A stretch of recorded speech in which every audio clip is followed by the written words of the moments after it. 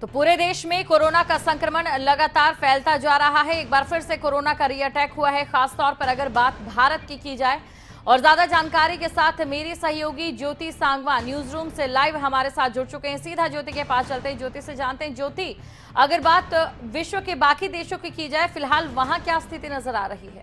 बिल्कुल दीपिका, देखिए हम बड़ी खबर दर्शकों को बता रखे हैं आज लॉकडाउन की एक बरसी भी आप कह सकते हैं, क्योंकि जिस तरह का दौर देखा देश ने, अलग अलग सेक्टर्स पर जिस तरह का नुकसान हुआ और जिस बुरे दौर से देश गुजरा के 1 साल हो गया आखिर लॉकडाउन को, ऐसे में तमाम देशों की स्थिति क्या, आखिर सवाल आपने किया तो हम एक लिस्ट दर्शकों को दिखाएंगे, एक सूची हम दर्शकों को दिखाएंगे। और पहले जो 10 देश हैं, टॉप 10 जो कंट्रीज हैं जहां बुरे हालात बने हुए हैं, सबसे पहले वो हम अपने दर्शकों को दिखा दें। तो सबसे पहले देखिए यूएस में, अमेरिका में सबसे बुरे हालात हैं। और ये बहुत शुरुआत से ही ऐसा हो गया था कि अमेरिका ने बहुत हल्के में कोरोना वायरस को लिया और उसके बाद हालात बद से बदतर होते चले गए। और अब स्थिति यह है कि 2,99,20,561 यानी कि करीब करीब 3 करोड़ मामले अमेरिका में सामने आ चुके हैं। अमेरिका के बाद ब्राजील की बात करेंगे। ब्राजील में दूसरे नंबर पर सबसे ज्यादा कंफर्म केस यानी कि सबसे ज्यादा मामले यहां पर सामने आए हैं। और उसके बाद जो डेथ जो रिपोर्ट की गई है वो 2,98,676 है। और उसके बाद नंबर आता है हमारे भारत का। भारत में 1,16,00,000 से ज्यादा मामले सामने आ चुके हैं।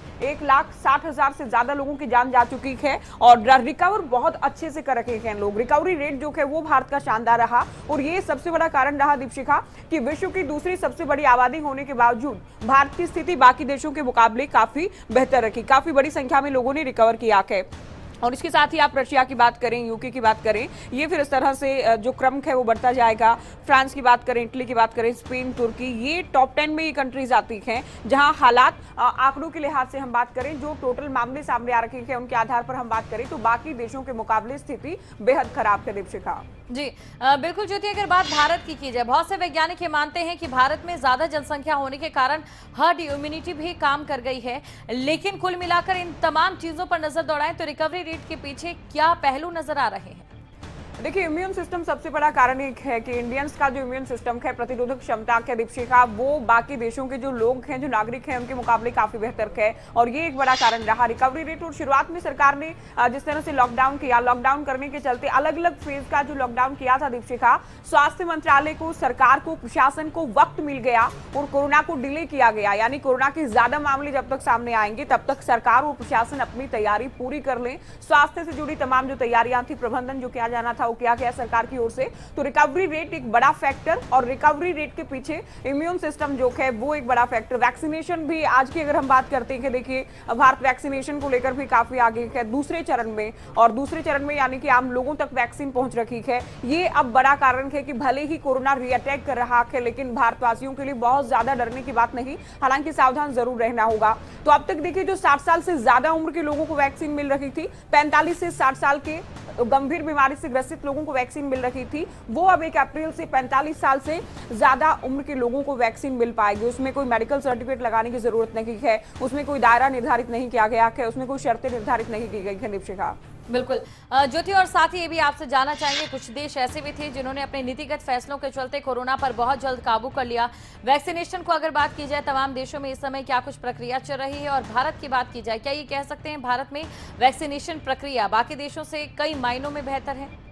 बिल्कुल, देखिए बाकी देश में वैक्सीनेशन को लेकर तो दीपशिखा जब से कोरोना आया तब से वैक्सीन को लेकर तमाम देश जुट गए थे। लेकिन अगर हम हमारे भारत की ही बात करें तो भारत को लेकर WHO ने, आप भी जानते हैं, दर्शक भी जानते हैं, बहुत बार तारीफ की। और वैक्सीन, 2 वैक्सीन को WHO की ओर से भी आपात जो प्रयोग है, इस्तेमाल है, उसकी मंजूरी दे दी गई थी। और अब शुरुआत में हेल्थ वर्कर्स को, उसके बाद फ्रंटलाइन वर्कर्स को, उससे पहले हम बात कर रहे थे दूसरे चरण में जो है 60 साल से ज्यादा उम्र के जो लोग हैं, 45 साल से ज्यादा उम्र के जो गंभीर बीमारी से ग्रसित हैं, उन तक भी पहुंची है। और जो अब 45 साल से ऊपर के लोग हैं, किसी बीमारी से ग्रसित नहीं है, उनको भी वैक्सीन दी जाएगी। तो भारत में वैक्सीनेशन बहुत जोरों से चल रहा है।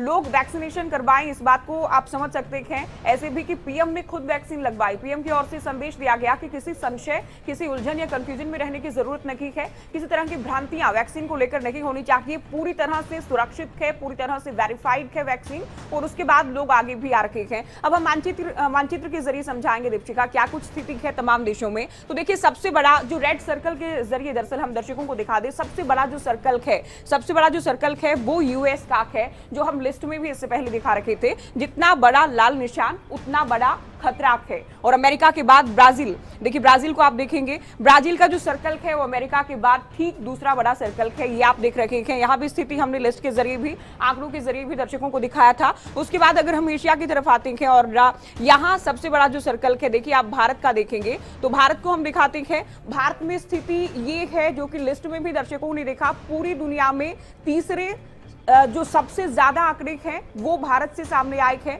रिकवरी रेट भारत का शानदार रहा, रिकवरी रेट के सहारे ही हम आज जो स्थिति है देश की वहां तक पहुंचे हैं। और इंडिया में आप देखिए, अगर अलग अलग राज्यों की भी हम बात करें, भारत के मानचित्र पर भी हम जाएं तो देखिए दीपशिका, सबसे बड़ी बात यह है कि भले ही कोरोना ने रीअटैक किया है, कोरोना ने एक बार फिर से एंट्री की है, लेकिन समझने वाली बात यह है कि पूरे देश में हालात एक जैसे नहीं हैं। कुछ राज्य वो हैं जहां कोरोना बहुत ज्यादा डराने की स्थिति में एक बार फिर से लोगों को ले आया है। महाराष्ट्र की आप बात करें, केरल की आप बात करें, राष्ट्रीय राजधानी दिल्ली की आप बात करते हैं, पंजाब की आप बात करते हैं, तमिलनाडु की आप बात करें, गुजरात की आप बात करें, तो ये वो राज्य हैं जहां बाकी राज्यों के मुकाबले तुलनात्मक रूप से स्थिति खराब है।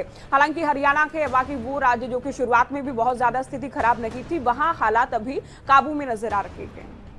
इसके अलावा ज्योति, अगर बात की जाए उन देशों की, उन राज्यों से शुरुआत करते हैं जहां पर कोरोना का संक्रमण अभी काफी कम दिखाई दे रहा है, और वो देश जहां पर अभी कोरोना को लेकर जागरूकता नहीं है। जैसे कि बात चीन को लेकर करें, जागरूकता है लेकिन बावजूद इसके चीन अपने आंकड़े छुपा रहा है। ईरान भी फिलहाल कुछ ऐसी स्थिति में नजर आ रहा है जहां पर आंकड़े छुपाने का आरोप लगातार लगता नजर आ रहा है कि अब कोई कितना लापरवाह है, कितना बेपरवाह है, कितने आंकड़े छुपा रहा है, ये बातें थोड़ी पीछे इसलिए भी छूट गई हैं क्योंकि बहुत सारे देशों में वैक्सीन आ गई है। और आंकड़े छुपाने की आपने बिल्कुल ठीक कहा, शुरुआत से ही सवाल उठते रखे, चीन पर सवाल उठते रखे, और चीन को मदद करने या चीन की जो है बातों को लेकर लगातार WHO पर भी अमेरिका सवाल उठाता रहा कि चीन तथ्यों को छुपा रहा है, कोरोना किस तरह से आया है, लैब में क्या कोरोना तैयार किया गया है, इस तरह के आरोप भी लगा दिए गए थे। तो अब चीन पर भी, ईरान पर भी आरोप लग रहे हैं। लेकिन चीन की अगर आप बात करें, देखिए बड़ी बात यह है कि टॉप 10 में भी नहीं आता है। चीन के वुहान से जहां ये महामारी निकली, वो चीन अब पहले 10 देशों की सूची में भी नहीं है जहां खतरा ज्यादा है।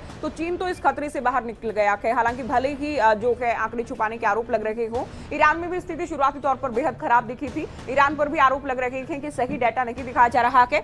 अलग अलग राज्यों की हम बात करेंगे, देखिए अगर अल्फाबेटिक हिसाब से हम चलते हैं, अंडमान निकोबार, आंध्र प्रदेश, अरुणाचल प्रदेश, असम, तो देखिए यहाँ रोजाना जो मामले सामने आ रखे हैं वो हम दिखा रखे हैं। आंध्रा में 194 नए मामले दर्ज किए गए हैं, और तो देखिए नए नए मामले जो सामने आ रखे हैं। असम की हम बात करें, बिहार की हम बात करें, तो इनमें गुजरात की हम बात करेंगे, दिल्ली की भी हम बात करेंगे। दिल्ली में जो स्थिति है वो खराब इसलिए भी कही जा सकती है क्योंकि शुरुआत में भी हमने देखा दिल्ली में हालात बेकाबू हुए थे। गुजरात में जो दैनिक मामले दर्ज किए जाते हैं दीपशिखा, उनमें भी काफी बाकी राज्यों के मुकाबले स्थिति जो है वो डराने वाली है। हरियाणा की हम बात करें, हरियाणा में हालात कंट्रोल में दिखते हैं, और हरियाणा में स्थिति शुरुआत में भी बहुत अच्छी रही थी। इसके पीछे हरियाणा का रिकवरी रेट बहुत अच्छा कारण माना जाता है। हालांकि राजधानी दिल्ली से लगते जो जिले हैं, आप झज्जर की बात करें, सोनीपत की बात करें, गुरुग्राम और फरीदाबाद की बात करें, वहां कंपैरेटिवली स्थिति थोड़ी खराब लगी थी। लेकिन हरियाणा सरकार ने बेहतरीन कदम उठाए, सख्ती की गई, उसके बाद कोरोना को काबू कर लिया गया। बिल्कुल ज्योति, शुक्रिया इस तमाम जानकारी को दर्शकों तक पहुंचाने के लिए आंकड़ों के जरिए। अगर आपको हमारा ये वीडियो पसंद आया हो तो पेज को लाइक और शेयर करें, और इसी तरह की हर वीडियो सबसे पहले पाने के लिए चैनल को सब्सक्राइब करें।